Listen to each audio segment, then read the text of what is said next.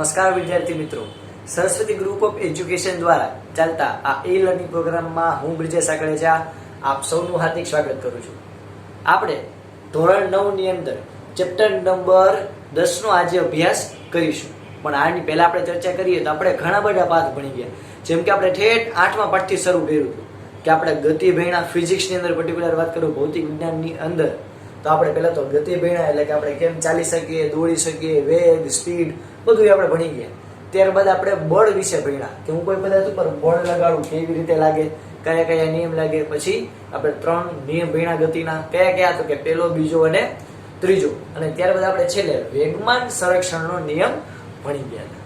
તો હવે આપણે હજી આના ઉપરથી ધીરે ધીરે આપણે વધુ ને વધુ જ્ઞાન મેળવતા જઈએ તો આપણે હજી આગળ આપણા નેક્સ્ટ સ્ટેપ ઉપર, એટલે કે હવે આપણે બળ વિશે બહુ ડિટેલમાં માહિતી મેળવશું.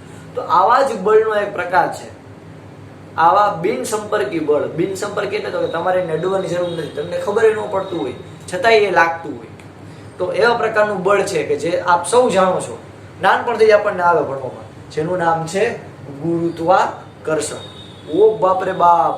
તો આ જે ગુરુત્વાકર્ષણ બળ છે એના વિશે આપણે ડિટેલમાં માહિતી મેળવશું.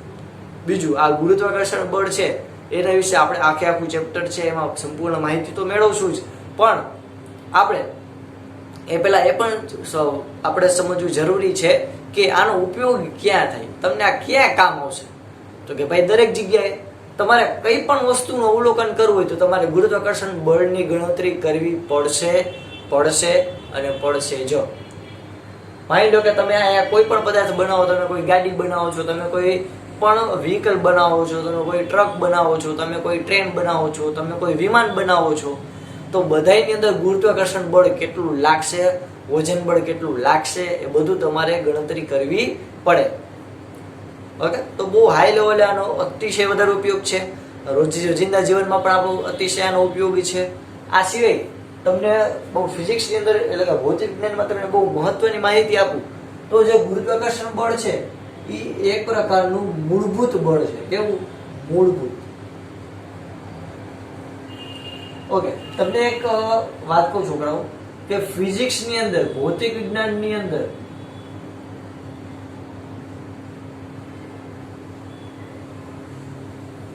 મુખ્ય 4 પ્રકારના બળ છે. કેટલા? 4. જે ફિઝિક્સના પાયા છે. મેં કીધું તું 4 નિયમ છે, એવી રીતે 4 પાયા છે, એટલે કે બળ છે કે જે બધી જગ્યાએ લાગતા હોય એવું જરૂરી નથી.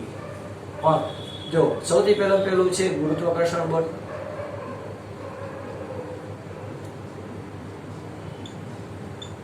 કોઈ હોય કે ન હોય, આ માત્ર દીધું હોય કે ન દીધું હોય, મુહૂર્ત દીધું હોય કે ન દીધું હોય, આ આવી જ જાય છે ગુરુત્વાકર્ષણ બળ.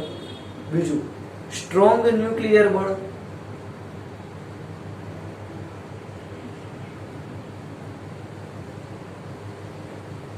એટલે કે બે જે ન્યુક્લિયસ કેન્દ્ર વચ્ચે લાગતું બળ. ત્રીજું, ગુરુત્વાકર્ષણ બળ, સ્ટ્રોંગ ન્યુક્લિયર બળ. ત્રીજું, વિદ્યુત બળ.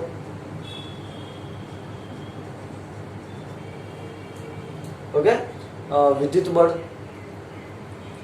તો ગુરુત્વાકર્ષણ બળ, સ્ટ્રોંગ ન્યુક્લિયર બળ અને વિદ્યુત બળ. આવા અલગ અલગ બળો છે કે જે મૂળભૂત છે. આના વિશે જે આપણે હજી ચોથો પ્રકાર છે પણ હું તમને કહીશ નહીં.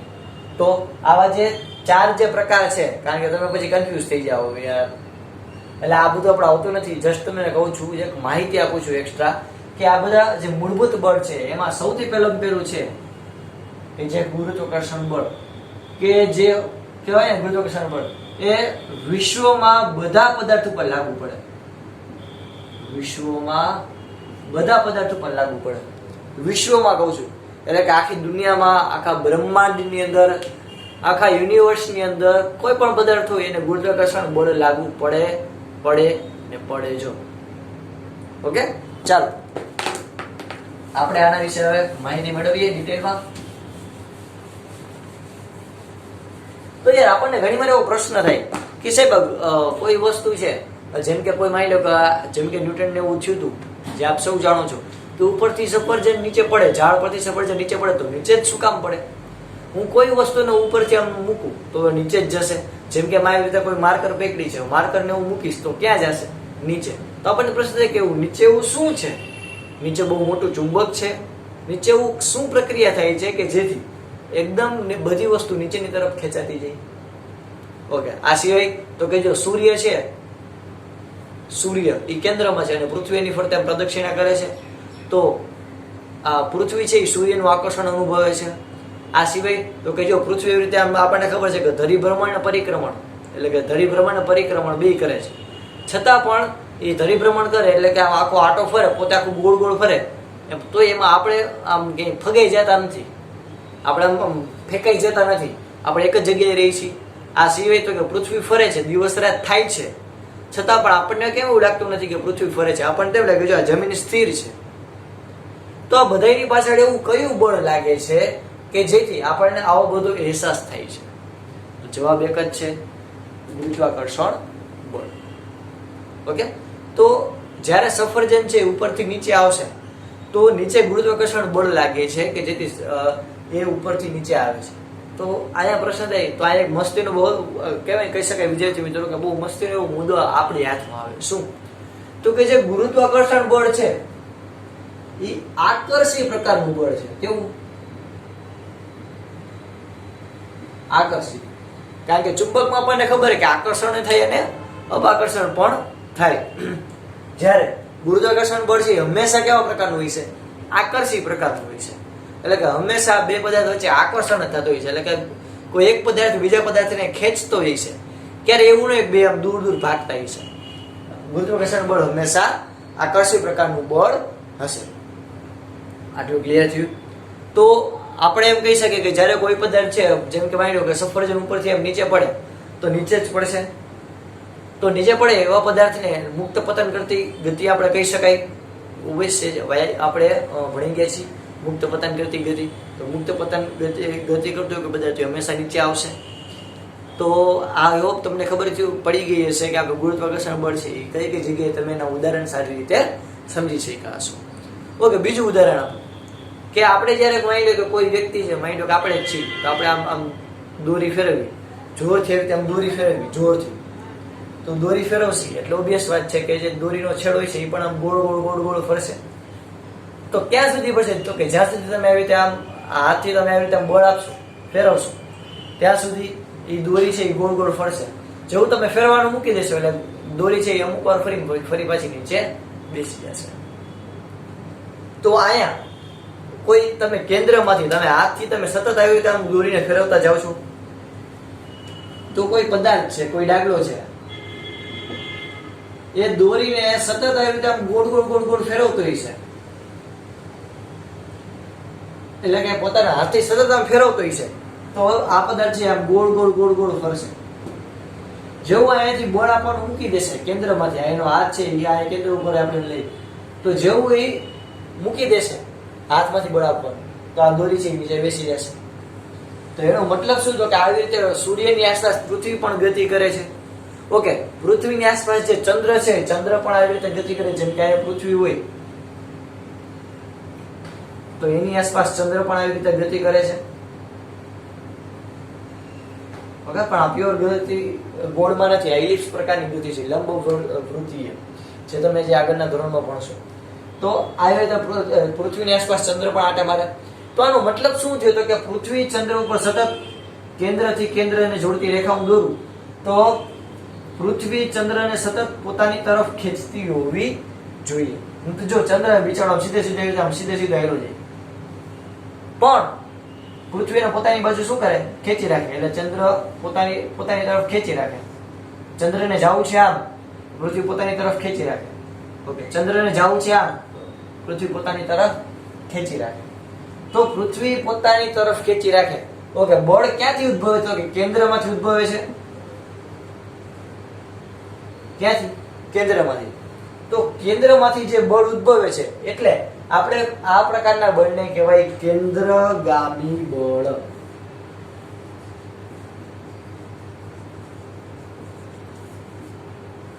કેન્દ્રગામી બળ શું કહેવાય? કેન્દ્રગામી બળ એટલે તો કે કેન્દ્ર તરફ લાગતા બળને, કેન્દ્ર તરફ લાગતા બળને કેન્દ્રગામી બળ કહે છે.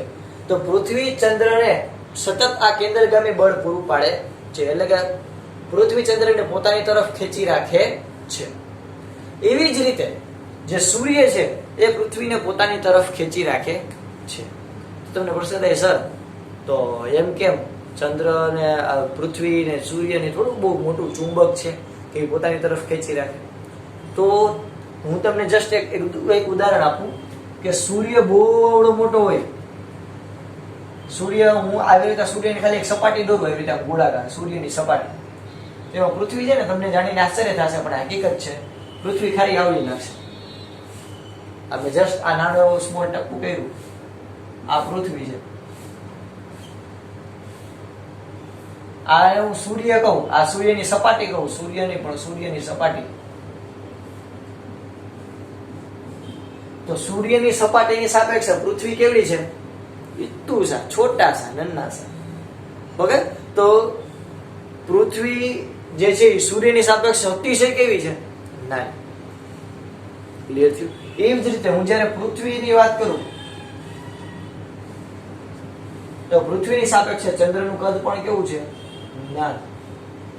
તો અહીંયા જે કોઈ એક પદાર્થ છે કે જે કેન્દ્રગામી બળ પોતાની તરફ લગાડે છે એ અતિશય મોટો પદાર્થ છે અને એની સાપેક્ષે જે પોતાની તરફ ખેંચાયેલો રહે છે એ પદાર્થ કેવો હોય છે? એના માટે નાનો.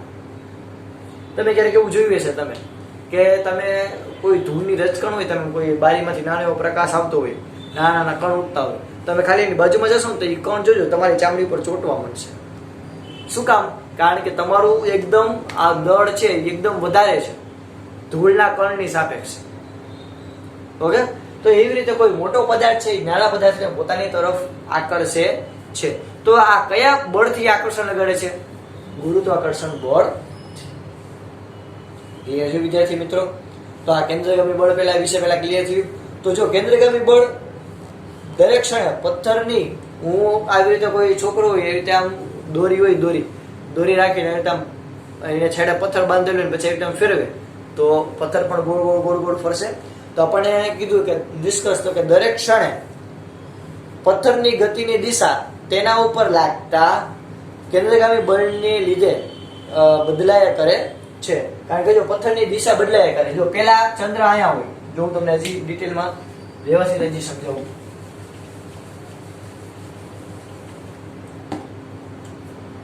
માની લો કે અહીંયા આપણે છીએ,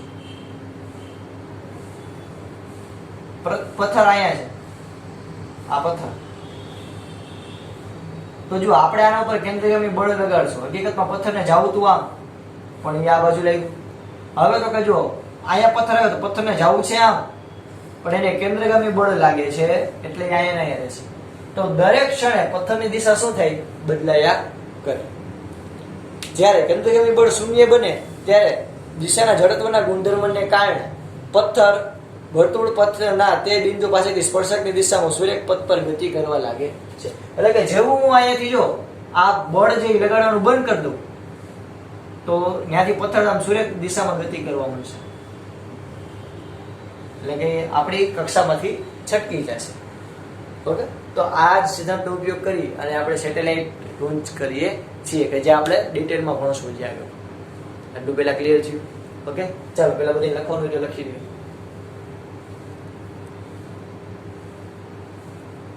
ચાલો હવે તો કે આના ઉપરથી આપણે ન્યૂટનની ગતિના નિયમ તો જોયા જ હતા. આના ઉપરથી આપણે ગુરુત્વાકર્ષણના સિદ્ધાંતની ચર્ચા કરી.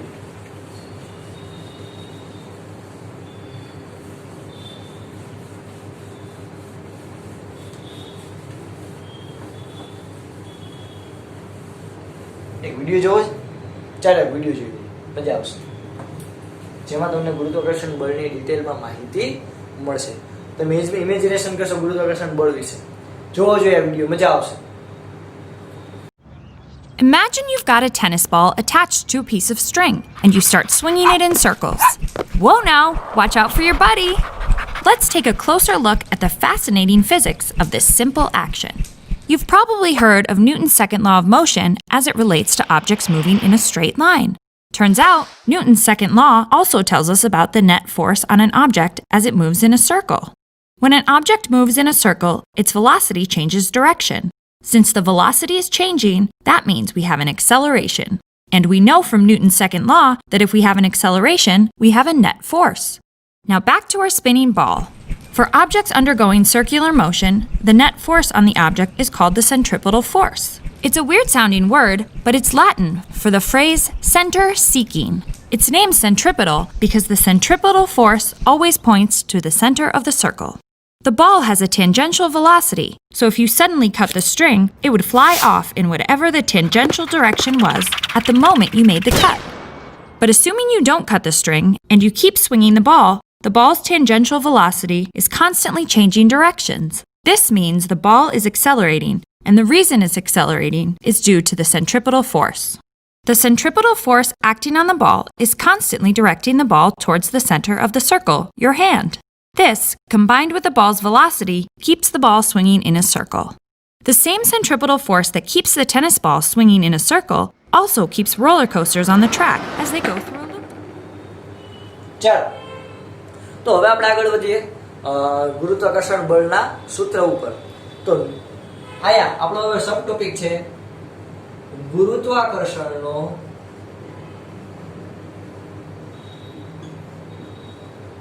સાર્વત્રિક નિયમ. ઓકે, સાર્વત્રિક એટલે તો કે સાર્વત્રિક નો મીનિંગ થાય બધે દુનિયામાં બધી જગ્યાએ સાર્વત્રિક નિયમ. નિયમ એટલે તો કે કોઈથી બદલાય નહીં. ગુરુત્વાકર્ષણનો સાર્વત્રિક નિયમ તો કે જો હું અહીંયા આવી રીતે કોઈ બે પદાર્થ લઉં, આ એક અને આ બીજો, આનું દળ છે m અને આનું દળ છે સ્મોલ m. બંને એકબીજાથી d અંતરે રહેલા છે. બે વચ્ચેનું અંતર કેટલું છે? d. એટલે કે 5 સેન્ટીમીટર, 10, 15, 20, 50, મને ખબર નથી કેટલી, એટલે મેં શું લઈ લીધું?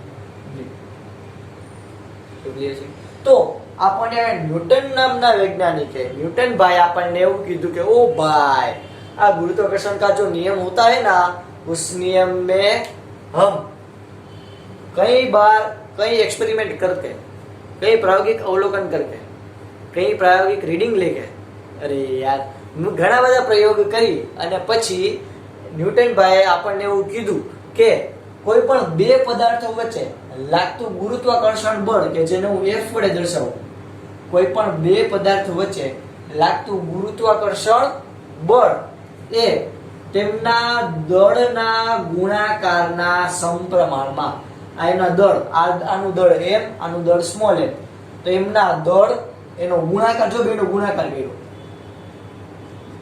આમ દર્શાવું, બેનો ગુણાકાર કર્યો, આ x નથી, ગુણાકાર દર્શાવ્યું જેને હું આ ડોટ તરીકે પણ દર્શાવી શકું. બેનો ગુણાકાર એના સમપ્રમાણમાં. યાદ છે મેં તમને કીધું તો સમપ્રમાણ અને વ્યસ્ત પ્રમાણ કોને કહેવાય? કોઈ વસ્તુ વધારવું અને બીજી વસ્તુ વધે તો એને કહેવાય સમપ્રમાણ. કોઈ વસ્તુ ઘટાડવું અને બીજી વસ્તુ વધે તો એને કહેવાય વ્યસ્ત પ્રમાણ. અરે યાર ભૂલી ગયા છોકરાઓ. કોઈ એક વસ્તુ વધે તો બીજી વસ્તુ વધે અને કોઈ એક વસ્તુ ઘટે તો બીજી વસ્તુ પણ ઘટે. આને કહેવાય સમપ્રમાણ.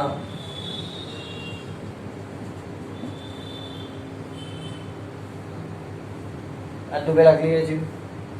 વધુ વાંચો તો વધુ માર્ક આવે. જસ્ટ ઉદાહરણ છે, વળી ઘણા કેવું ન હોય, મને ખબર છે, પણ જસ્ટ ઉદાહરણ કે વધુ વાંચો તો વધુ માર્ક આવે, ઓછું વાંચો ઓછા માર્ક આવે. મહેનત જ ન કરો તો માર્ક ન આવે. ઓકે, વ્યસ્ત પ્રમાણ કોને કહેવાય? વ્યસ્ત પ્રમાણ તો કે એક વધારો તો બીજું ઘટે એને કહેવાય વ્યસ્ત પ્રમાણ. એક વધારો તો બીજું ઘટે એટલે વ્યસ્ત પ્રમાણ. જેમ કે હું એસી નું તાપમાન ઘટાડું તો ટેમ્પરેચર ઘટે, તો આ સમપ્રમાણ થયું.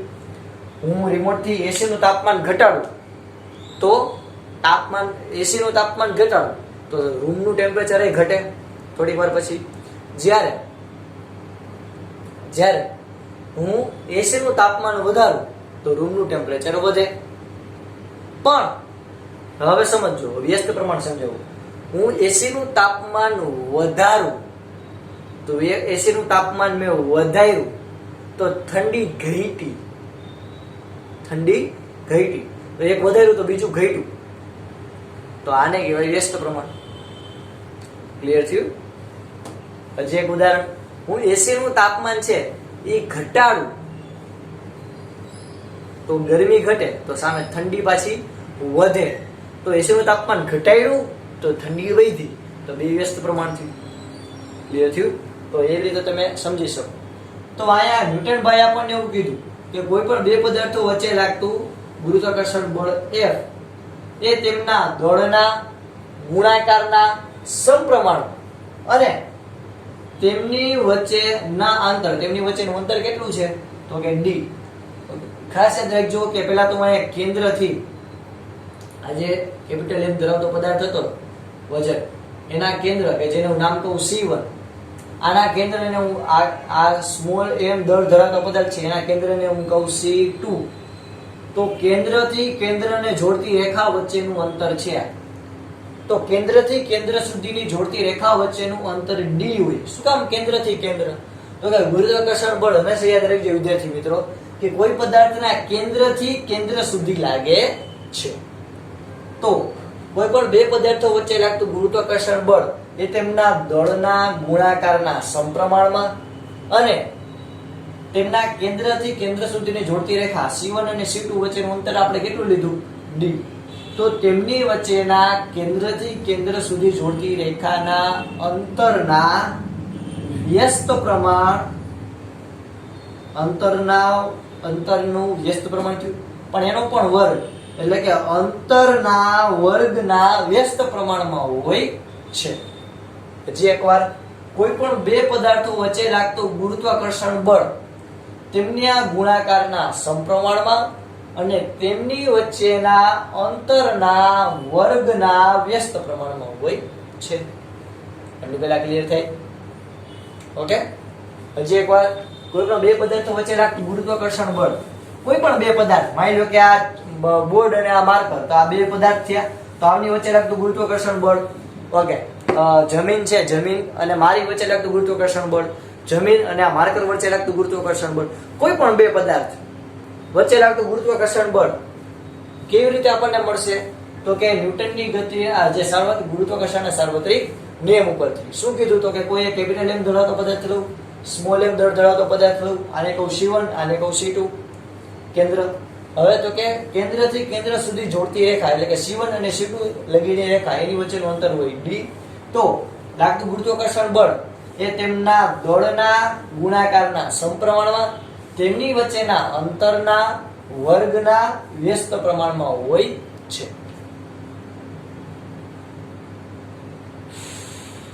ક્લિયર? ચાલો હવે આ બેનું કોમ્બિનેશન કરું, બેનું કોમ્બો કરું. એટલે તો કે જો આમ કરું તો F ચલે છે capital M into small m છેદમાં d સ્ક્વેર. એટલે આ બેને મેં ભેગા કરી દીધા, કોમ્બિનેશન. આ છેદમાં હતું એટલે મેં છેદમાં લીધું, આ ઉપર હતું એટલે મેં ઉપર લઈ. તો ગુરુત્વાકર્ષણ બળ છે એ દળના ગુણાકારના સમપ્રમાણમાં અને અંતરના વર્ગના વ્યસ્ત પ્રમાણમાં જોવા મળે છે.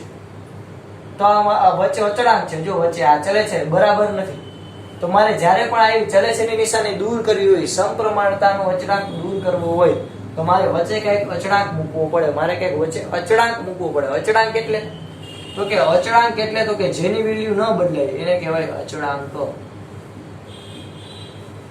શું? તો કે જેની વેલ્યુ, જેની કિંમત ન બદલે તેને શું કહેવાય? અચળાંક. તો મારે આવો કંઈક વચ્ચે અચળાંક મૂકવો પડે. તો F બરાબર capital G m d square, કે જ્યાં m1 અને m2 સોરી કેપિટલ M અને m સ્મોલ એ બે પદાર્થો નું દળ,